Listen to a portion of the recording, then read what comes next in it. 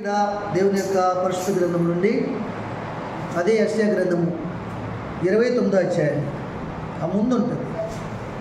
Page number 501 502 29వ అధ్యాయము 15వ వచనం చూడండి.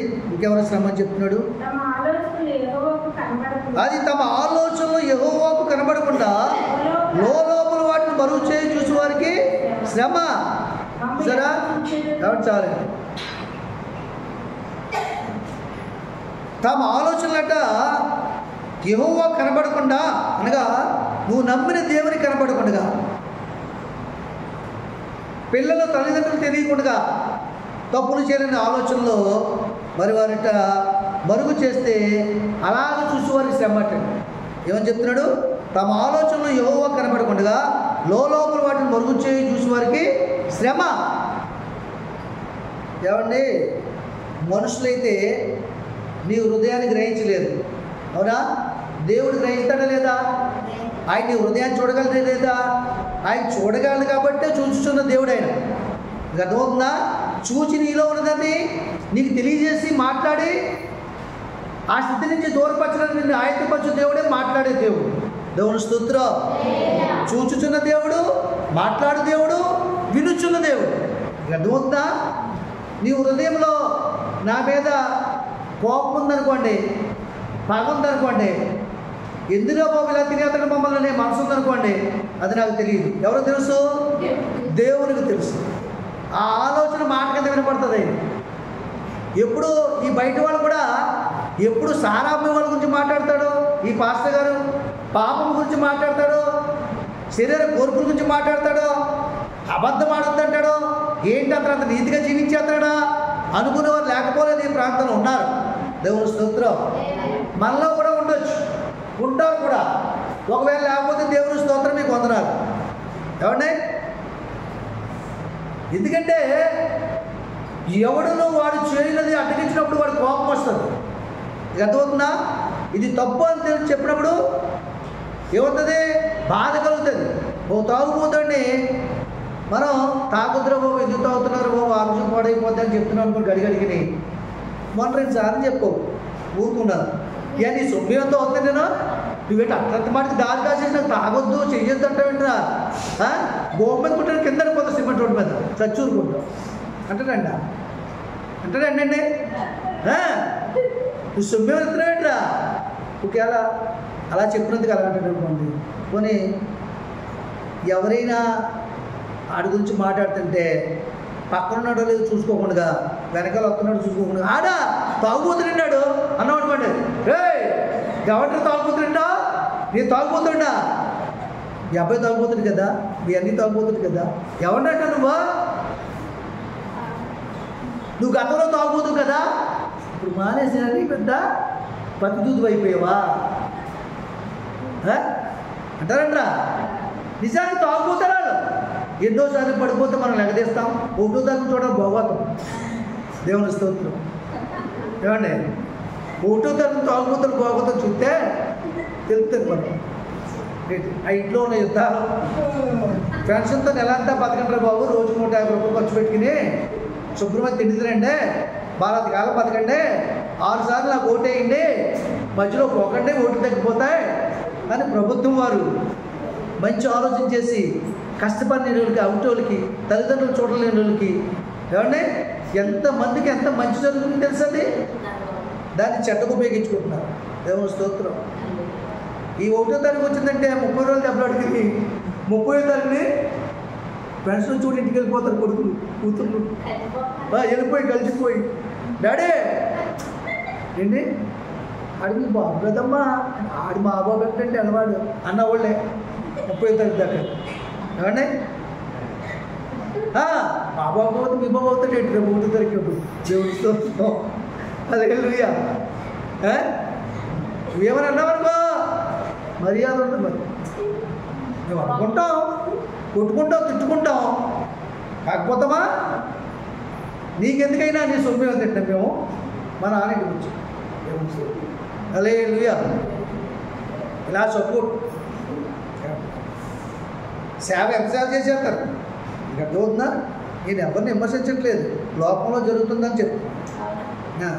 సపోజ్ నేనే మంచాన్ని పడుకున్నాను అనుకోండి, ఏమ్మా నేనే మంచాన్ని పడుకున్నాను అనుకోండి, మా కోళ్ళకి 15,000 పెన్షన్ వస్తుంది అనుకోండి, నాకు ఏం చేస్తుంది మా కోళ్ళు? అలా అబ్బాయి అన్నింటికి అడిగేస్తుంది, మంచం మీద వెళ్ళినా ఏం చేస్తుంది? దేవుని స్తోత్రం, హల్లెలూయా. మా కూతురు ఏం చేస్తుంది? 15,000 కోసం వచ్చేస్తుంది, వచ్చేసి పరిచయం చేసేస్తుంది. నా బట్టలు ఉతికేస్తుంది, దాన్ని కడిగేస్తుంది, శుభ్రం తాను చేయించేస్తుంది. లేకలేనని కూడా చెయ్యట్టుకుని శుభ్రంగా ఆటో రప్పించి తీసుకెళ్తాను. ఆ ఏళ్ళ నాకు ఐస్ క్రీమ్ నూరంతా రుచే, కావాల్సిన ఫుడ్డు కాబట్టి పెంచినందున తర్వాత 500 నా చేతి, మిగతా 4,500, 14,500 అక్కడికి వెళ్తా కదా డాడీ పడేసేస్తాను, కళ్ళు కనపడవు నీకు అసలు. దేవుని స్తోత్రం, బాగానే కనపడతాయి కళ్ళు. ఏమంటే ఇంటికి వెళ్ళాక వెళ్తాను సరే, ప్రేమ అండి అదే మరి. అందుకని దేవుడు ప్రేమ కూడా లంచం, మంచం, ఏమండి డబ్బు ఉంటే లంచం కొంచెం అన్నీ అప్పుడు దాకా బాగోలేదు. 6 మంచం ఏం చేస్తారు? ఆ రోజు ఇక్కడికి వెళ్తారు శుభ్రంగా, 4 రోజులు దాన్ని ముట్టుకోవాలి, ఎంత పంపించింది. దేవుని స్తోత్రం. ఇలా అలాగే చూసుకుంటారా అంటారు తల్లిని తండ్రిని, వృద్ధాపుని బయటికి తీసుకెళ్తున్నారు. వాళ్ళ పాప ఆ దడి పట్టుకుని ఈ దడి పట్టుకుని అక్కడ గొడికి ఇక్కడ గొడికి తప్పుడు అడుగులు వేసి చిన్న పిల్లలని అలా వెళ్ళి ఆ పనులు చేసుకోవాలి. పొద్దు తల్లికి మాత్రం పొద్దున్నే అమ్మ దాని పంపడు 7 ఇంటికి తెచ్చింది తినమ్మా. దేవుని స్తోత్రం. నువ్వేం తింటావు చెప్పియాలా? పూరి తింటావు అందరితోటి. హల్లెలూయా. మనుషులు ప్రేమ అండి. కాబట్టి నన్ను అడిగితే అంటాను, ఇంచి నీవు వచ్చిన దాకా బతకుండా ఉండడం బెటర్. దేవుని స్తోత్రం. మరి ఎందుకంటే ఇంకా ఆయాసం తక్కువ కదా. 80 సంవత్సరాలు ఆయుష్ వచ్చాడు దేవుడు, 80 కాదు 60 తీసుకొచ్చాడు దాన్ని కదా. 50 దాడితే 60 వచ్చేస్తుంటే ఇంకే మనం ఏం చేసుకోలేము. అలాంటి పరిస్థితి అయిపోయింది, ఎందుకంటే తిల్లు అలాంటి. దేవుని స్తోత్రం, హల్లెలూయా. కనుక దేవుని యొక్క సన్నిధానంలో ఏం చెప్తుండేనా చెప్తాడు కదా 15వ వచనంలో, తమ ఆలోచనలు యెహోవాకు కనబడకుండా లోపల వాటిని మరుగు చేయవారు చూసేవారికి శ్రమ అంట. ఎవరి శ్రమ? ఇప్పుడు ఎన్ని శ్రమలు చెప్పాను మీకు? లోపడిన పిల్లల శ్రమ, పాపాను పాపం కూర్చుని వారి శ్రమ, దేవుని దగ్గర ఆలోచన చేయలేని వారి శ్రమ, ఆయన మాట విచారణ చేయలేని వారి శ్రమ, ఆయన దగ్గర సంధి చేసుకునే వారి శ్రమ. ఏమండి బలము కోసం ఐగుప్తు నీడని చదివించేవారి శ్రమ, పొరుగు దేశాలు వెళ్ళి సంపాదించుకుందామని వారి శ్రమ, దేవుడు మాట నిర్ణయించేవారి శ్రమ. ఇక్కడ తమ ఆలోచన లోపల మరుగు చేసేద్దాం, నీకెవరికి కనబట్టలేదు కదా, పాస్టర్ గారిని వేసేద్దాం వచ్చే ఆదివారానికి అన్న ఆలోచన నీకు తెలియకపోవచ్చు, నీకు తెలుసు, నాకు తెలియకపోవచ్చు. నా కోసం కర్లట్టుకుని ఉండొచ్చు గణేష్ నగర్ సెంటర్లో, కానీ ఎవరు తెలుసు? దేవుడు తెలుసు. దేవుడు స్తోత్రం. నిజంగా అలా చచ్చిపోవడం దేవుడికి ఇష్టపడుకో, వెళ్ళిపోతాను, ఏం పర్లేదు. పక్కన ఉన్న ఆవిడ శ్రమ ఎవరికి? వేరే గారి శ్రమ తర్వాత దేవుని స్తోత్రం. అలాగే ఈ బాధ్యత అన్నీ కూడా ఆవిడ పడతాయి. అలాగే కనుక లోపల మరుగు చేద్దాం అనుకుంటాను. ఓ భర్త ఏం చేస్తాడు? ముందు ప్యాకెట్ మీకు వచ్చేస్తాడు, వాసన రాకుండా జామాగ్నం లేదు. దేవుని స్తోత్రం. జామాగ్నం లేదు శుభ్రంగానే ఇప్పుడు తీసుకుని వాసన రాకుండా కవర్ చేసి చేస్తుంటాడు. కానీ లోపల ఉన్నది వయసు అయిపోయింది కదా, ఈ నరాలు తట్టుకోలేక కూలిపోతుంటాడు. దేవుని స్తోత్రం. అలాగే అప్పుడు బయటపడుతుంది కదా. మూత్రం ఎట్టుకొచ్చిన ముద్ద ఆ ముక్కులు ఎట్టుకుంటాడు, ఎక్కువైపోతుంది కింద కూర్చోండి. ఏంటయ్యా అలా తింటాం? దేవుని స్తోత్రం. తెలీదా? కొన్ని నెత్తి మాటలు మాట్లాడు. ఏమండి తెలీదా? తెలుసు, ఎలాగోలకు బయటకు వచ్చేద్దండి. ఏమండి గెలుపుతుంది అంత కూరలో కారం ఎక్కువైంది, ఉప్పు ఎక్కువైంది అనుకోండి, ఇస్త్రీ ఎత్తకి ఏంటి అంత ఉప్పు తక్కువ తిని ఓడికి అలాంటి ఇస్త్రీ ఎత్తడం ఎంత తెలీదా? దేవునికి బాగుగా తెలుసు. నా ఆలోచన నా హృదయం బాగా చూస్తున్నాడు, నీ హృదయం బాగా చూడు. లోపల ఆలోచనలు మరుగు చేసి ఎవరికి కనపడం అనుకుని యాశ లేక గదవుతుందండి. యాశ అయితే నా యాశను తీసి దిగంబర్ నిలబెడతాడు. ఇక్కడ ఉందా వియ్యాసంలో తీసేస్తాడు, రక్షణ వస్త్రం తీసేస్తాడు, ఏదో రోగానికి అప్పచెప్తాడు, మంచమించలేక దేవుని స్తోత్రం. ఈ పాస్టర్ గారు అలాగే చెప్తారు అనుకుంటారు. సత్యం చెప్పిన వారు ఎవరైనా అలాగే చెప్తారు. భయము కలిగించే మాటలు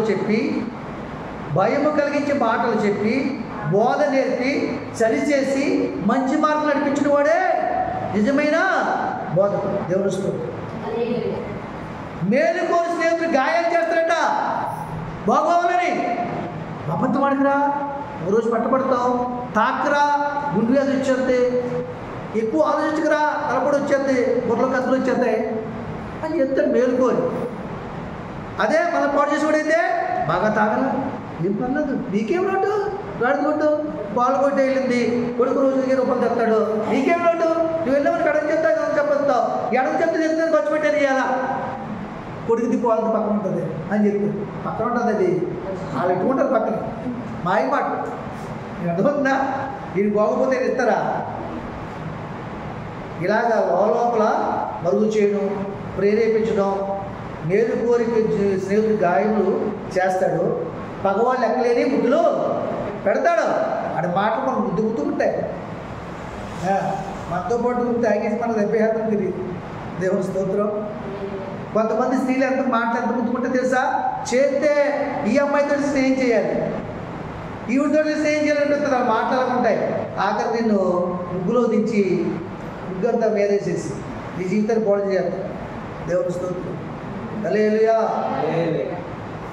నురుపుకుంటే తేలికంటే నురుపుకుంటే మాటలు తీపిగా, తేలికంటే తీపిగా, నూనె కంటే నులుపుగా బాగా జారిపోతాయి కానీ వదలలేదు.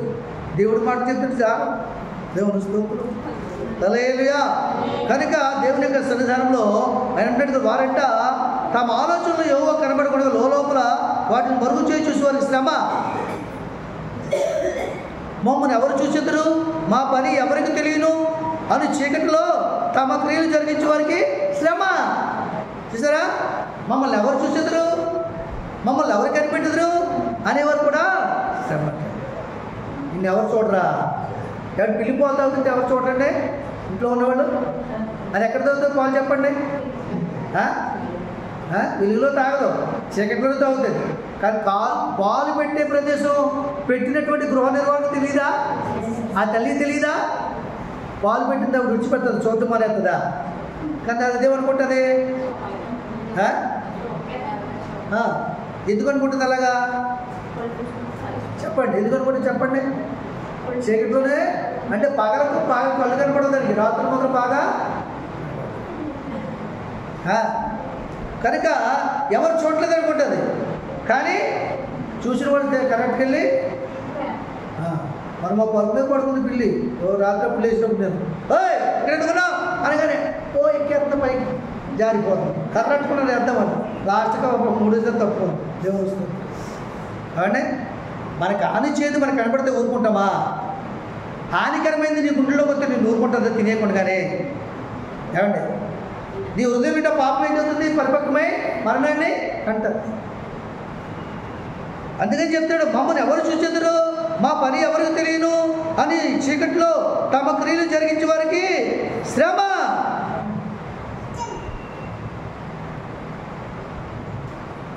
ఇప్పుడు ఎందుకు చెప్పండి మీకు నేను శ్రమలు ఎలాంటి వారు శ్రమలు చెప్పాను? లోబడిన పిల్లల శ్రమ, పాపానికి పాపం కూర్చున్న వారి శ్రమ, దేవుని దగ్గర అడగక ఆలోచించి సొంత ఆలోచన తెలిపే శ్రమ, దేవుని దగ్గర సంధి చేసుకోని వారికి శ్రమ, ఐగుప్తు బలం కావాలని వెళ్ళేవారు శ్రమ, పరో బలం కావాలని వెళ్ళేవారు శ్రమ, ఆయన దగ్గర మాట విచారణ నీతో మాట్లాడటం దాని గురించి పరిశీలన చేసి దాన్ని హృదయంలో తీసుకోకపోతే శ్రమ, దాని ప్రకారంగా జీవించకపోతే శ్రమ. ఏమండి? ఐగుప్తుని ఎడికెళ్తే శ్రమ, దేవుని ఎడికి విడిచిపెట్టి. ఏమండి? ఇంకేం చెప్తున్నాడు? నీ ఆలోచన లోపల మరుగు చేసుకుందాం అనుకుంటే శ్రమ. నన్ను ఎవరు చూస్తున్నారు, నా ఆలోచన ఎవరు తెలుసు అనుకుంటే శ్రమ.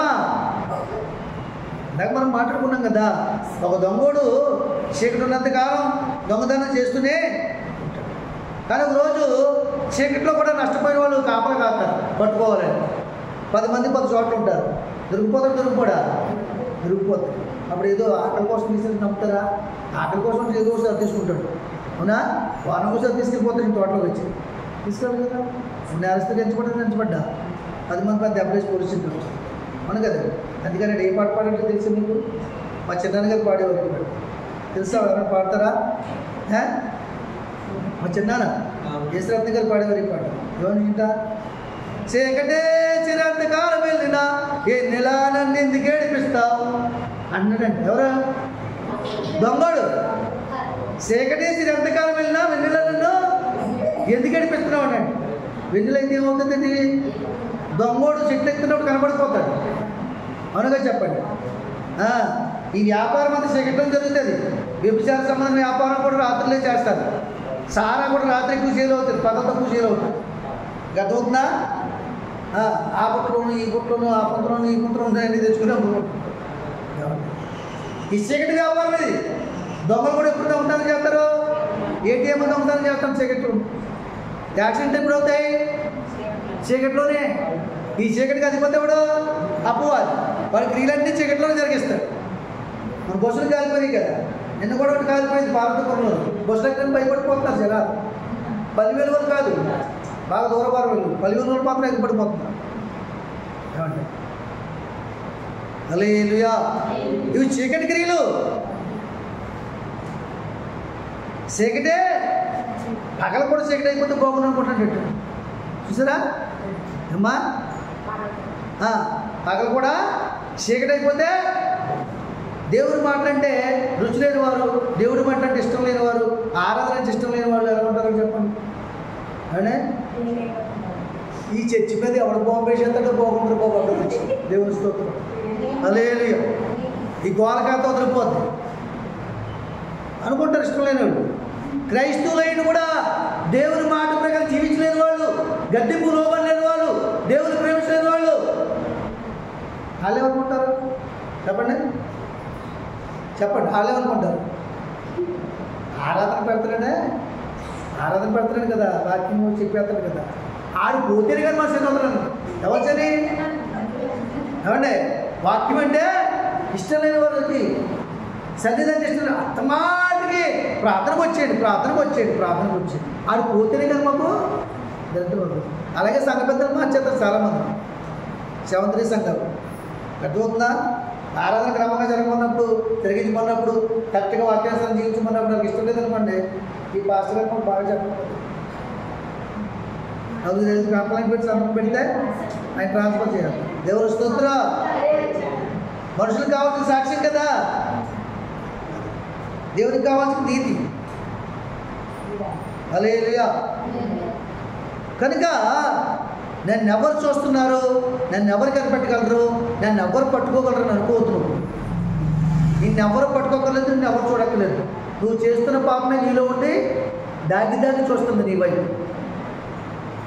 చూస్తున్న పాపం రోజు మనుషులకి తెలియజేసి నిన్ను పట్టుకోవడానికి, అదే ఆ పాపం విడిచిపెట్టకపోతే అదే నిన్ను పట్టుకుంటుంది.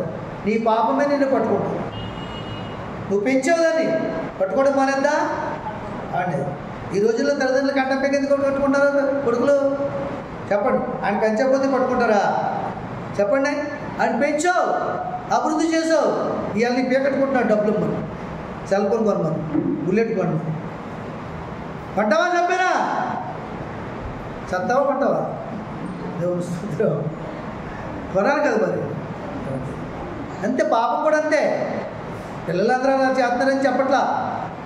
చాలామంది లోబడి పిల్లలు ఉన్నారు, తల్లిదండ్రులు గౌరవించే వాళ్ళు ఉన్నారు, మన్నం చేసే వాళ్ళు ఉన్నారు, భగవంతుడిగా జీవించే వాళ్ళు ఉన్నారు, దేవుని సొంత యథార్థంగా ఉండేవారు ఉన్నారు, నమ్మకంగా జీవించేవారు ఉన్నారు, దేవుని వరకు చస్తే సరిపోవడం లేకపోతే బ్రతుకులో నిర్ణయం తీసుకునే వాళ్ళు ఉన్నారు, వారి విశ్వాసం గొప్పవారుగా ఉన్నారు, దేవుని చేతులు వాడబడేవారు ఉన్నారు, తల్లిదండ్రులు లోబడేవాళ్ళు ఉంటారు, తల్లిదండ్రులు ఎదిరించే వాళ్ళు ఉంటారు, తల్లిదండ్రులు కొట్టేవాళ్ళు ఉంటారు, తల్లిదండ్రులు విలువ తీసేవారు కూడా ఉన్నారు. లేకపోతే నువ్వు అనుకోవద్దు, నేను చేస్తుంది ఎవరికి తెలియదు అనుకోవద్దు. నిన్ను సృష్టించి నీకు హృదయాలోచన తలంపరిచిన దేవునికి తెలుసు, నీ చుట్టూ ఉన్న ప్రజలకు కూడా తెలుసు. కాకపోతే జనానికి తెలిసినా సరే మనకెందుకులే, వచ్చే రోజునే బయటపడుతుంది. అది దొంగోడు ఎలాగ పట్టుబడతాడో మనం ముందు చెప్పి దొంగ అయిపోవాలి. ఒకవేళ కోపం వచ్చి ఇక్కడ చనిపోతే నన్ను, నా కుటుంబం నష్టపోద్దు కదా. దొంగోడికి ఏంటి ఈ మాటలు వేసాక నేను తీసేది ఇంకొకడు అలాంటి వాడు అని అన్నని అవునగా చెప్పండి. మటన్లు ఎందుకు జరుగుతున్నాయి?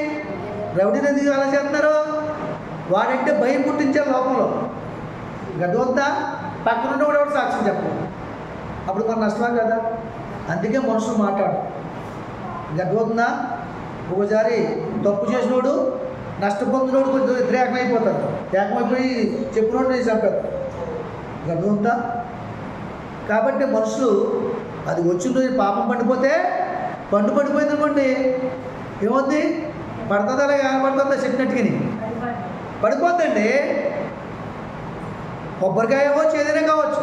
అసలు కొబ్బరికాయ రాళ్ళు ఇచ్చి కొడితేనే పడదు, అవునా? చేతితో లాగినా రాదు, అందుకే కత్తెట్టుకోతారు దాన్ని, అవును కదండి. అలాంటి కొబ్బరికాయ పడిపోతా లేదా? ఎప్పుడు బాగా పండైపోయి అది సన్నమైపోతే ముచ్చుకి సన్నం అవుతుంది కాబట్టి అందులో కొంచెం వాటర్ వెళ్తే కొంచెం మంచి వెళ్తే లూజు వేసి టప్పని పడిపోతుంది. అంతే, టప్పని నొక్కేస్తాం మనం, దేవుడు పట్టుకెళ్ళిపోయి అమ్మేస్తాం. కనుక దేవుడి సన్నిధిలో ఎవరు ఎవరిని పట్టించక్కర్లేదు, ఎవరు ఎవరిని శిక్షించక్కర్లేదు. మనం చేస్తున్న కార్యాలు మనం శిక్షిస్తాయి, మన రోగాలు తీసుకొస్తాయి, మన వ్యసనాలే మన అనారోగ్యం పాలు చేస్తాయి, మన హృదయంలో పాపమే మన అభివృద్ధి లేకుండా క్షీణింపజేస్తాయి, అడుగుకున్న స్థితికి తీసుకెళ్ళిపోతాయి. అక్కడ ఎవరి మీద నింది ఎక్కడి వాటి తీర్మానం దేవుడి చేతిలో ఉంది. దాన్ని మార్చుకునే తీర్మానం నీ చేతిలో. దేవుడి మాటలు దీవించును గాక. ఆమేన్. హల్లెలూయా.